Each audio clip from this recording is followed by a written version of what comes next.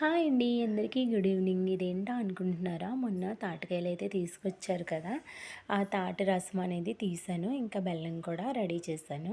తాటొట్టేద్దాం అనుకున్నాం. కానీ మా వారు మాత్రం తాటి ఇడ్లీ ప్రిపేర్ చేశారు. అంటే నేను తీసుకున్న రవ్వ, ఇడ్లీ రవ్వ తీసుకున్నాము. ఇంకా అన్నీ సమానంగా కొలుచుకొని తాటి రసం అనేది ఎక్కువ వేసుకోవాలంట. ఫ్లేవర్ మనకు తెలియాలి కదా! అందుకని. ఇంక ఇవైతే సమానంగా గ్లాస్ వేసుకున్నాము. ఇది గ్లాసున్నర వేసాను. అదిగోండి ఇడ్లీ అయితే పెట్టాం నైట్.